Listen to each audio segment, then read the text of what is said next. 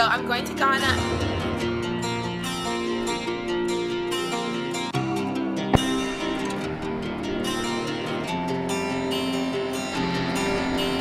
I'm gonna be dreaming. Dance for me, baby. I'm gonna be dreaming. Dance for me, baby. I'm gonna be dreaming. Ooh. Je rentre d'un dîner et je sais que ça va être impossible de dormir. J'ai pris mon chien avec moi à côté de moi et la voiture. Et ce que j'aime bien faire, c'est prendre un peu de temps pour moi pour réfléchir en prenant la route. Pourquoi ? Parce que c'est quelque chose qu'on a perdu l'habitude de faire. On est tout le temps constamment sous pression, tout le temps en train de pas de réfléchir justement, tout le temps bombardé de contenu. On est tout le temps bombardé d'informations qui ne nous permettent pas au final de réfléchir comme on voudrait réfléchir et qui ne nous permettent même pas de nous poser ne serait-ce que 5 minutes et de prendre le temps de faire le point, sur nous, sur notre vie, sur la vision qu'on a, sur nos projets, etc. Du coup, souvent, et j'avoue que je le faisais plus en Belgique qu'à Dubaï, et là je suis en Belgique encore pour 24 heures et je profite un petit peu de ce moment pour être tout seul, pour rouler un petit peu, une petite heure, et ça permet de se rappeler d'où sont parties les bases. Et moi, les bases, elles sont parties d'ici. Et d'ailleurs, plus particulièrement à 500 mètres d'ici, où j'ai commencé à étudier, à Braine-l'Alleud, pour ceux qui connaissent. Collège Cardinal Mercier. J'ai étudié d'abord en général, ici au Collège Cardinal Mercier. Et puis après, je suis parti en infographie à Bruxelles. Puis après avoir fait l'infographie, j'ai fait 6 mois d'études de ciné. Mais en parallèle, en fait, je faisais déjà des clips de rap pour des plutôt gros artistes. Il y a eu le XV Barbare, il y a eu Kalash Criminel, Gradure, etc. pour ceux qui connaissent. Et donc j'ai très vite abandonné mes études de ciné pour me consacrer uniquement à la création de contenu vidéo, très rapidement monter ma boîte de prod. Je crois que je devais avoir 18 ans, quelque chose comme ça. Ouais, j'avais 18 ans. En fait, c'est en 2020 que j'ai eu un petit peu ce déclic et que je voulais quelque chose de beaucoup plus scalable, quelque chose qui pouvait m'emmener beaucoup plus loin, et je m'épanouissais de moins en moins dans la vidéo parce que c'était très énergivore. J'adorais la vidéo, mais j'adore surtout créer pour moi, un peu comme je le fais maintenant. J'adore surtout créer pour me libérer l'esprit et pour essayer d'exprimer peut-être quelque chose. Je voulais de moins en moins créer pour les autres. Et en fait, je me suis, pas par hasard, parce que j'y pensais depuis longtemps, mais lancé dans l'e-commerce en 2020. Et c'est là que ça a directement pris. Et voilà, comme ça, vous avez une petite idée aussi de mon parcours. Le fait de rouler par ici, ça me permet aussi de comprendre, de réfléchir et de réfléchir à qu'est-ce que je vais pouvoir mettre en place pour la suite pour atteindre mes objectifs. J'essaye de faire l'exercice de plus en plus souvent, et souvent quand je suis justement un petit peu seul avec moi-même, comme en voiture là maintenant, de me dire tiens, moi en tant qu'homme, où est-ce que je veux être dans 5-10 ans ? Je prends le temps de les écrire, je prends le temps de les comprendre, et j'essaye que toutes les actions que je mets en place tout au long de la journée, elles se dirigent uniquement vers ces objectifs-là. Et rien d'autre. Et j'autorise aucune distraction finalement. J'autorise uniquement les tâches qui convergent vers ces objectifs, qui sont des objectifs financiers, des objectifs sportifs, des objectifs sociaux, peu importe. Mais en tout cas, je m'autorise rien qui ne va pas m'amener vers ces objectifs.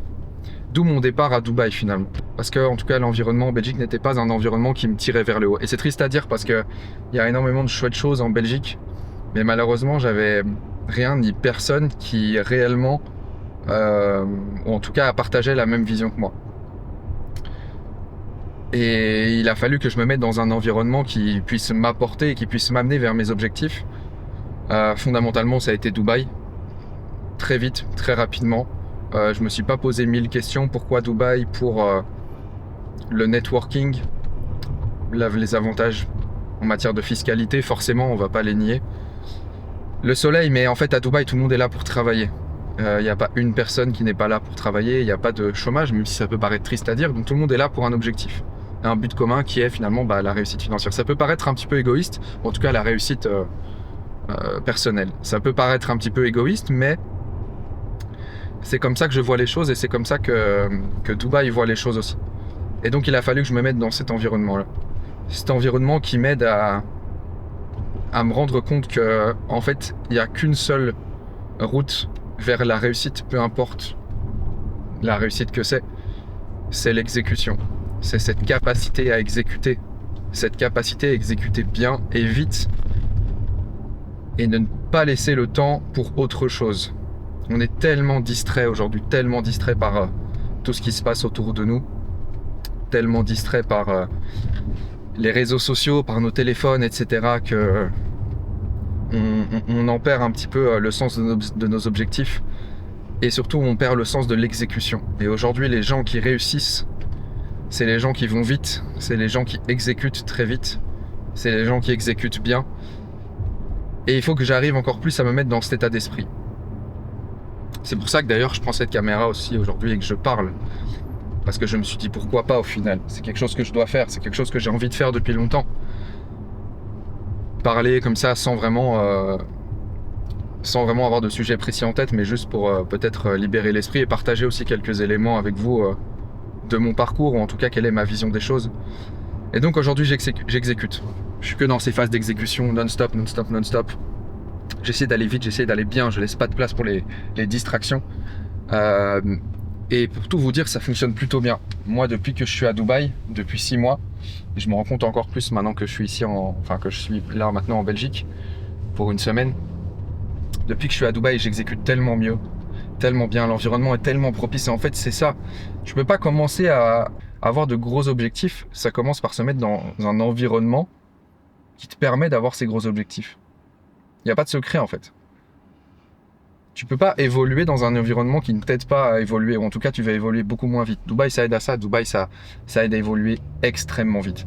Je profite encore un petit peu de mon chien là qui est ici avec moi, qui va bientôt venir à Dubaï d'ailleurs, d'ici les prochaines semaines, voire prochains mois en fonction de comment est-ce que ça se passe, pour définitivement partir là-bas.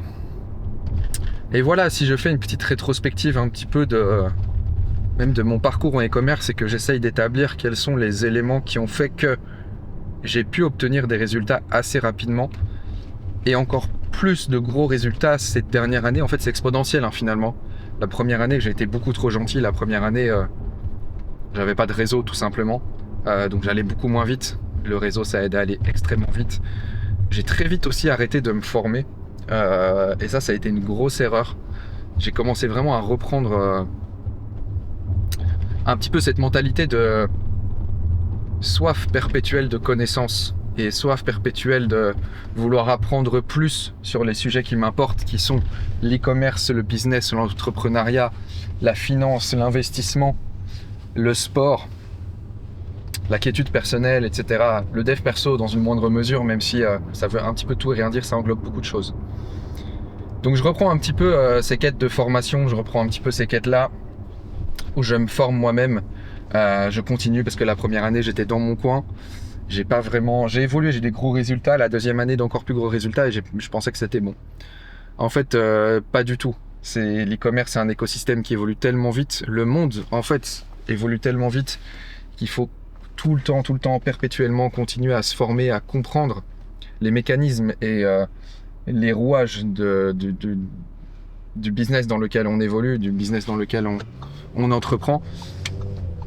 C'est quelque chose d'hyper important, c'est quelque chose de fondamental et quelque chose que j'arrive à en mettre en place maintenant. Qu'est-ce qui a pu me faire réussir d'autre? Parce qu'on m'a pas mal posé cette question ces derniers temps sur Insta. Ok, c'est quoi la recette magique? Il n'y a pas de recette magique. C'est l'exécution, comme je disais. C'est l'exécution et c'est savoir prendre des risques. Le gros problème aujourd'hui, et qui est pas fondamentalement un problème, mais c'est que on voit énormément de gens, de jeunes aujourd'hui qui arrivent à réussir sur les réseaux, etc. Bon, d'une part, c'est pas toujours forcément vrai. D'autre part, ça peut frustrer énormément. Je connais pas mal de personnes que ça commence à frustrer parce qu'ils commencent à grandir, etc. L'avantage qu'ont ces jeunes et les jeunes qui ont réussi, c'est qu'ils ont peut-être su saisir les opportunités, ils ont surtout su prendre des risques. Les risques, ou le risque, c'est le nerf de la guerre. C'est ça qui va permettre de tout changer. Et le problème, c'est que plus on grandit, plus on prend de l'âge, moins on a la possibilité de pouvoir prendre des risques. Pourquoi ? Parce qu'on commence à avoir des responsabilités, une famille, des enfants, un crédit maison, crédit auto, peu importe, que sais-je. On a de plus en plus de responsabilités qui ne nous permettent pas de pouvoir prendre de gros risques. Et ça, c'est quelque chose que je pense j'ai réussi à faire très vite, c'est pouvoir prendre des risques. Et d'ailleurs, j'en avais peut-être déjà parlé, mais avec mon ancien associé et meilleur ami Goran, on avait acheté un entrepôt qu'on a vendu récemment là d'ailleurs, avec une très belle plus-value. Un entrepôt pas loin de Bruxelles à 19 ans. 19 ans, lui était étudiant et on avait démarché des banques. Pourquoi est-ce qu'on a fait ça ? On savait, on voyait l'opportunité parce qu'on était déjà un petit peu dedans, etc. On savait qu'il y avait une opportunité IMO derrière et une opportunité aussi de business parce qu'on en a fait un studio vidéo, etc. J'en parlerai peut-être plus en profondeur. Mais à 19 ans, aller voir les banques sans réel business plan, si ce n'est un business plan de gars de 19 ans, avec l'un qui est étudiant et moi qui commençais à peine un petit peu la vidéo, etc. et pouvoir lever plus de 300 000 euros. Aujourd'hui, on reprendrait peut-être plus le risque et on le sait. Parce qu'on a des responsabilités, se mettre un crédit sur le dos comme ça, sans savoir réellement la rentabilité du projet, on n'avait rien calculé, etc. Mais c'est cette naïveté qui a fait qu'on a pu réussir. Et je pense qu'il faut garder non-stop cette naïveté. Il faut garder ce côté, lui là, ces grands phares là, m'éblouit. Il faut garder cette naïveté. Il faut garder cette curiosité aussi. Et pour pouvoir foncer, pour pouvoir prendre des risques, prendre un maximum de risques. Même moi, le fait de partir à Dubaï, bon, c'est pas forcément un risque, mais je préfère 1000 fois le faire, quitte à ce que ça me plaise pas, ou que ça marche pas, ou peu importe, et que je revienne en Europe, ou que j'aille ailleurs, plutôt que de ne jamais partir à Dubaï et de regretter toute ma vie de ne jamais partir à Dubaï. Je prends ce risque-là, j'y vais, je fonce. Ça, c'est une seconde chose. Ensuite, c'est peut-être la capacité de savoir se remettre en question. Savoir se remettre en question, savoir comprendre pourquoi est-ce qu'on a fait des erreurs, comprendre pourquoi est-ce qu'on a échoué. Et c'est tellement bateau, mais les échecs apprennent tellement. C'est quelque chose que plus je grandis, plus je m'en rends compte. Parce que forcément, plus on grandit, plus on fait des échecs. Parce que sur les réseaux sociaux, on montre énormément la réussite, mais on montre jamais réellement les galères, et pourtant il y en a. Et quand on discute avec les plus grands entrepreneurs, on voit jamais la face cachée.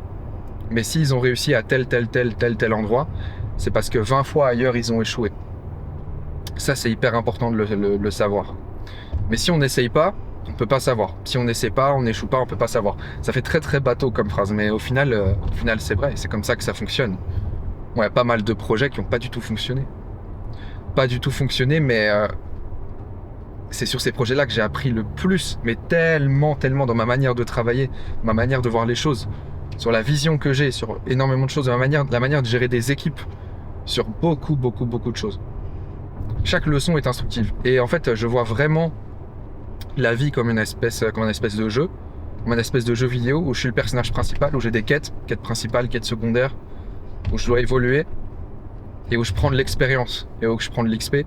Et le fait de voir ça comme ça, ça te permet de prendre un maximum de recul sur ce qui se passe, ça permet de prendre un maximum de recul sur les situations face auxquelles on est confronté, et de pouvoir les affronter d'une autre manière. Ok, c'est un échec là, pourquoi ? C'est pas grave, ça va nous apporter de l'XP, ça va nous permettre de rebondir encore plus fort la prochaine fois.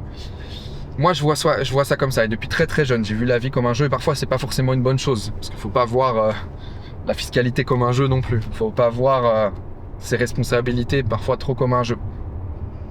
Mais c'est hyper intéressant de le voir comme ça, en tout cas sur l'aspect entrepreneuriat, sur l'aspect business, etc. Parce que on prend beaucoup de recul, parce qu'on comprend mieux les choses, et on rejoint un peu le point de on est curieux, on est naïf, on y va, parce qu'on voit ça comme un jeu et let's go.